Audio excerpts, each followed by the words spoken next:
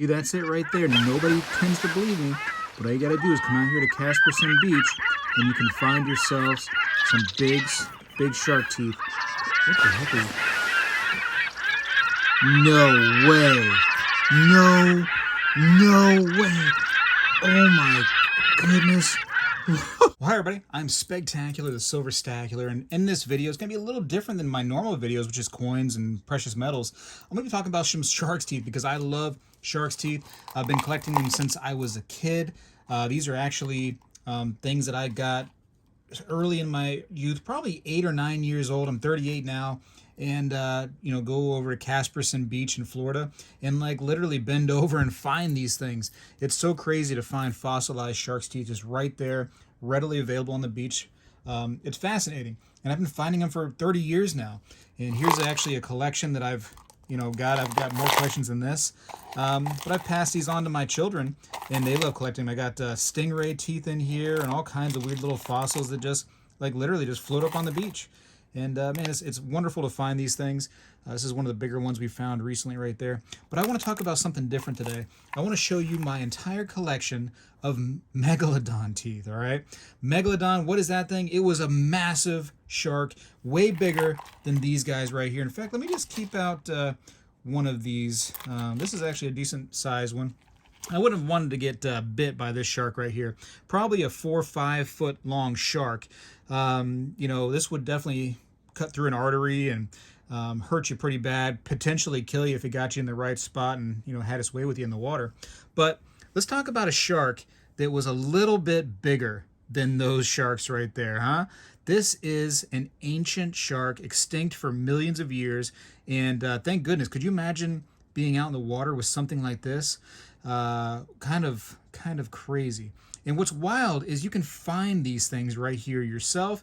Every now and then a big storm comes through and you might be able to find them on the beach. But definitely if you had the ability to scuba, had the licensing and everything, and a boat to get out, maybe around a mile or so, sometimes not even that far, you can find these things still around in the silt today.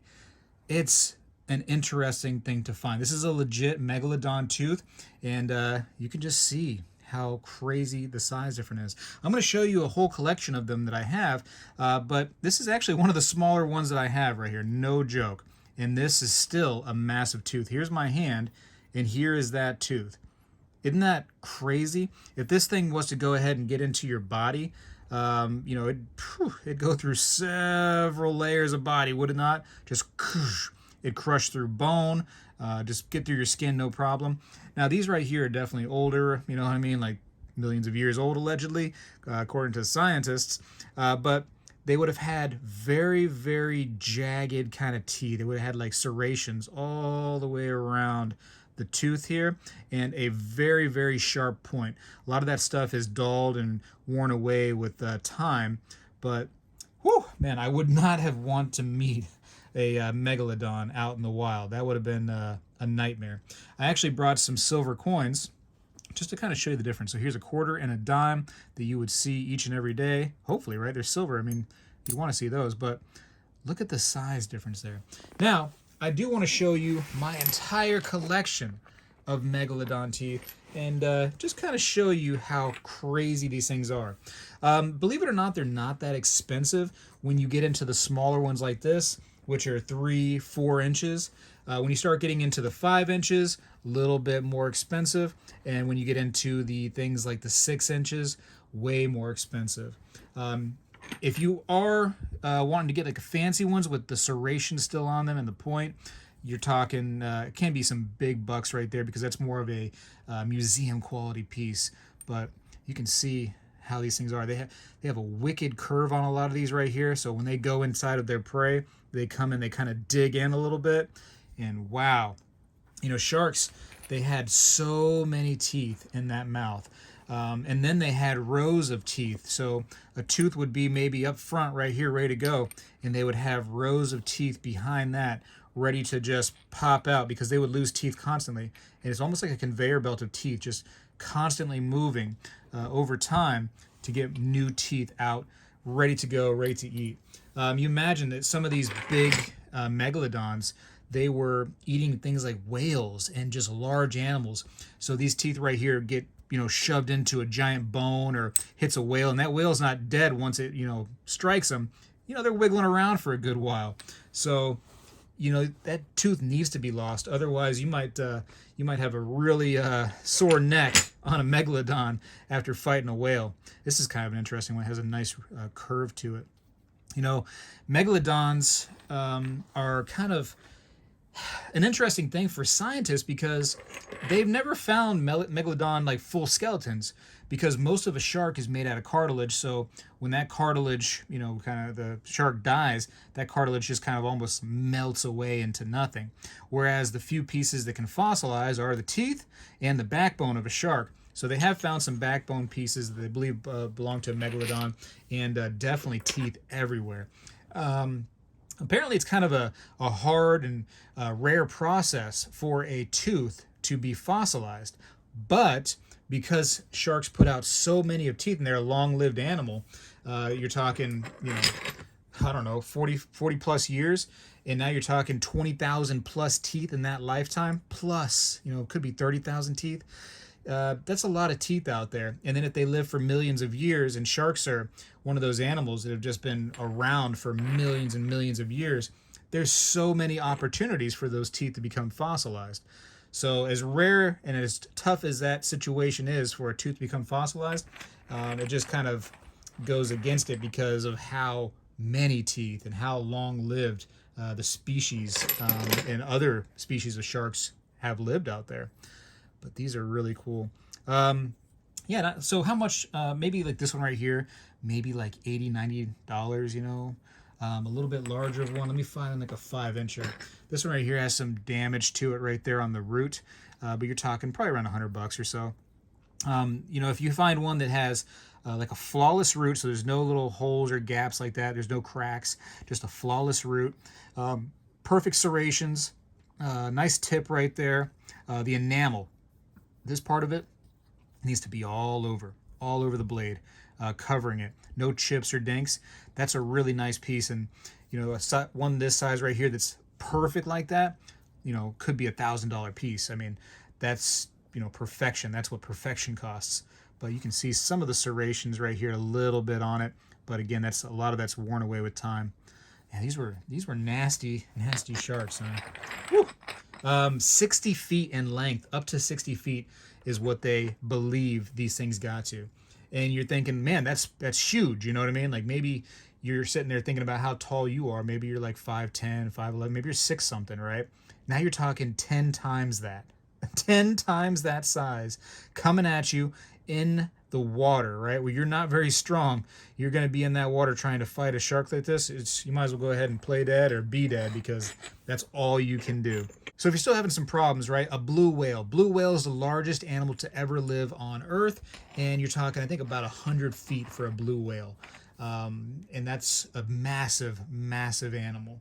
Now you're talking definitely smaller than that by about 40 feet. But a school bus is around 40 feet long by itself. 40 foot, a school bus. So you're talking an animal that has teeth like this, out to kill, that's as big or bigger than a school bus. 60 feet is like one of the bigger lengths they believe them to be. I'm going to show you a tooth in here, by the way, that's absolutely gigantic. These are large teeth. Don't get me wrong. This is large. Look at my hand compared to this tooth. You can see here some enamel's missing right there. So this is a cheaper tooth, but you can get into the game a little bit and get some of these cool teeth and just have on your shelf, and for relatively cheap because of some of these little dinks and scratches right there. And I think that they, realistically, they tell a story. We'll never know the story, but all those little scratches and dinks, that could be, wear and tear from biting into an animal. The tip right here could be missing from fighting with a whale or something like that. Same thing right here. That thing could have chipped onto bone, and who knows. Now, this right here is not usually the condition that you would see them if you were scuba diving. What would happen is this thing would be down in the water, and kind of the process to kind of go tell you what happened. So, sharks, like I said, lose teeth all the time. This thing right here goes down onto the ground. They're pretty heavy, to be honest with you. It feels like a literal rock right now because it's fossilized. But this thing would fall down into the silt, get covered up, with all kinds of silt, and slowly, little by little, water would trickle down into that silt, that sediment, and filter into the actual tooth. And the minerals inside of that water would cause the fossilization of the tooth itself. It's kind of a cool process. So when you find these things right here, and they've kind of been uncovered by the hands of time, so to speak, they are protected by the fossilization process. But something that really loves to live on these things right here is hard coral. So oftentimes you'll see like some hard coral that will grow, on the tooth itself. And so what divers will do is they'll go down there and get the entire thing that's covered with coral, and they'll take some vinegar, which happens to kind of counteract the calcium-based coral that's growing on there. And then, it kind of weakens it, and then they can just scrape it off, usually with a hard brush. I mean, this thing is, like I said, it's tough. It's fossilized. It's really not going anywhere. It has become a rock. Okay, here's a large one right here. And the big one's coming. So you can see this one right here. You see a lot of the blade for sure underneath the enamel, but man, it's still cool. Still a large tooth. You kind of get an idea of what it looks like.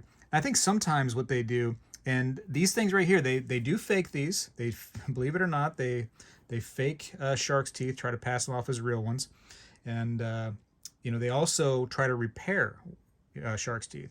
So maybe you have a really large piece of tooth, and or maybe two halves, and they try to make them into a whole, or maybe they try to fix this enamel so that it looks like it's complete again.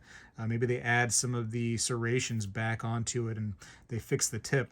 And so you got to be careful. Make sure you're buying, if you want one that's not been messed with. And some people like that. Some people want to see one that would have probably looked like it did right in the Megalodon's tooth.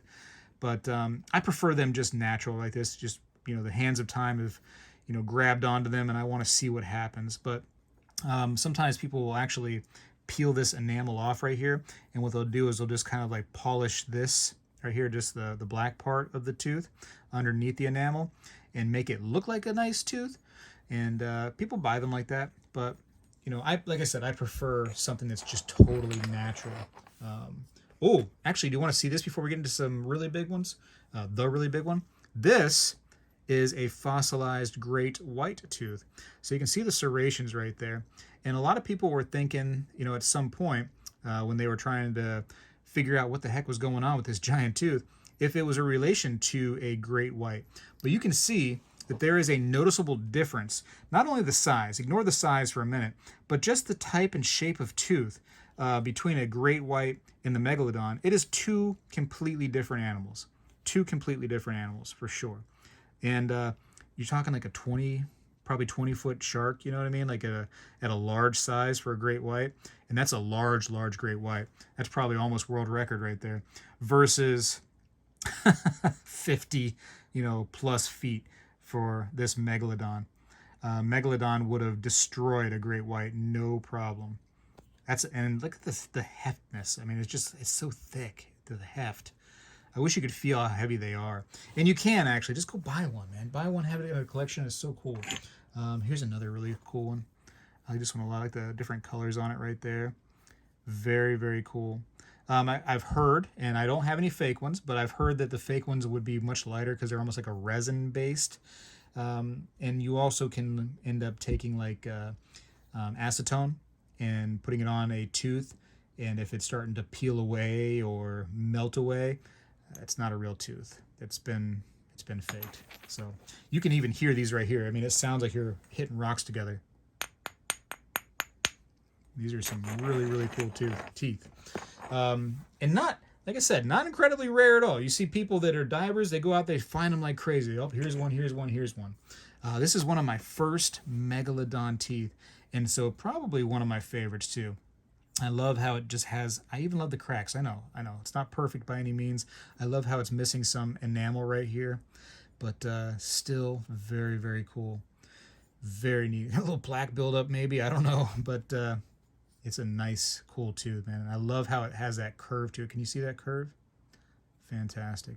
I just want to show my collection off. I actually got some other things too I want to show off, just some rocks to try to show you that, you know, it's fun to collect different things.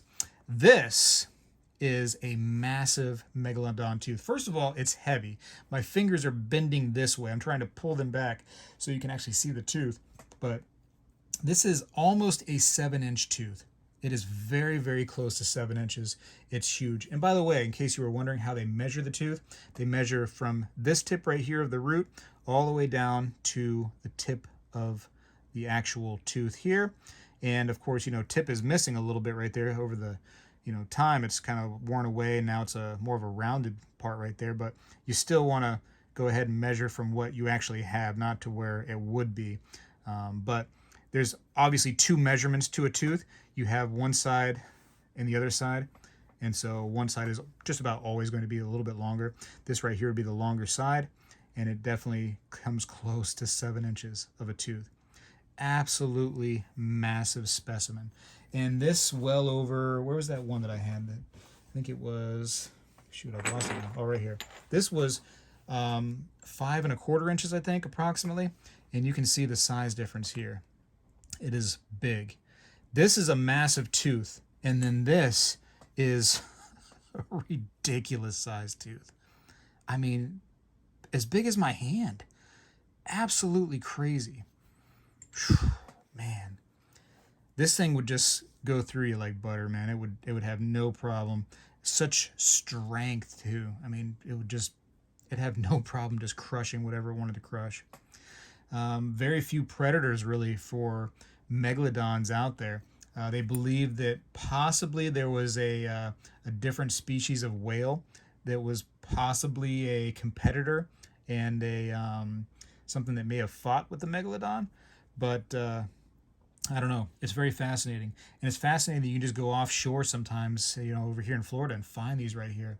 And certain states, not even offshore, you just go into areas where there used to be water. You know, we used to be ancient times. It was all different. And you can just go into the land and dig around and find fossilized megalodon teeth up on land.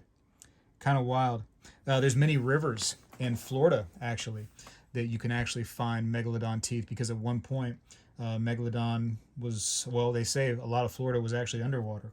So those rivers right there were ancient breeding beds possibly for megalodon, you know, a little safe haven for them and their little babies. I say little babies, but imagine how big that baby would have been coming out of something like this. Anyways, I love these right here. I just wanted to kind of share those with you. And you know, show you something new. I know I'm always into coins and stuff, and I'll never, you know, stop that. But typically, because of coins, I think that most people have this thing called the collector's gene, and we tend to like other things too. So you can see that little tiny tooth, and again, here is the tooth right here that will just cover all of that up. It's cool to collect other things, I think, you know. And that's the way I am. I've always been that way. I've been a collector of just many, many things. I do want to show you some things. Some rocks, some of my favorite rock collections.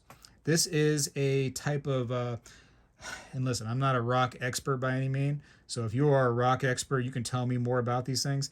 But Labradorite, something like that.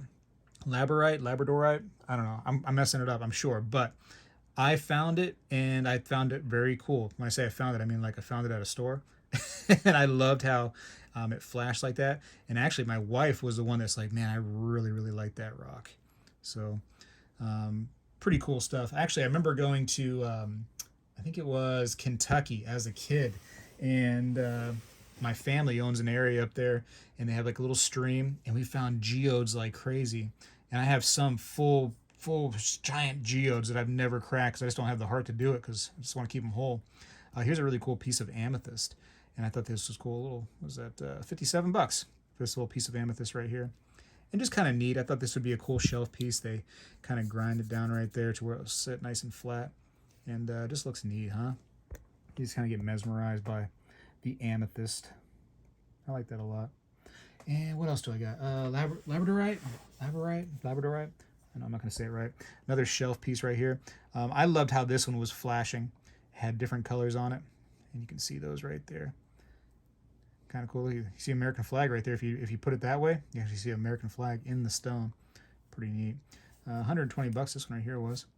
But I figured it would be a nice shelf piece. And it's hard to see. I can't see it on the camera so well. But when you get into the light, you can even see flashing on the back and everything. But even the front doesn't seem to be flashing as much as when you get into the light. There you go, right there. It's kind of wild, right? Kind of wild. It just reminds me of opal a little bit. Fantastic. And then right here I got a giant chunk of gold. Just kidding. That's fool's gold, pyrite. And I thought this would be kind of cool for the shelf. You know, it's kind of neat. It sparkles, grabs some attention. Anyways, hopefully you enjoyed the video. Hopefully you have other things that you're interested to. These things are massive. I had to actually put them on the bed in order to show them off to you because of how big they are.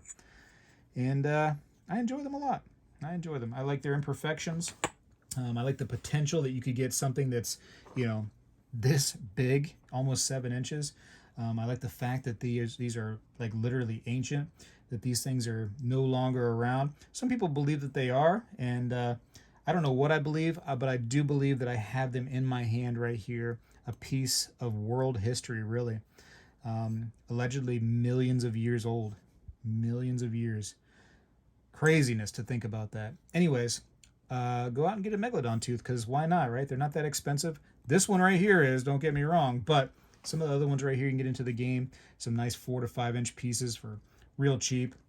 And you got something to talk about, something to do some research on, and, you know, just have fun with. Anyways, I got to go for now. Appreciate you for watching. Appreciate you for checking out my collection. And just, you know, talking about something different once in a while. Spegtacular. Oh, my goodness. Where am I at? Where am I at? There I am. Is out. Well, hello, everybody. I seek to educate and entertain through my journey of collecting coins and stacking precious metals. I encourage you to subscribe, and please stay with me on this journey. I am Spegtacular, the Silver Stacular.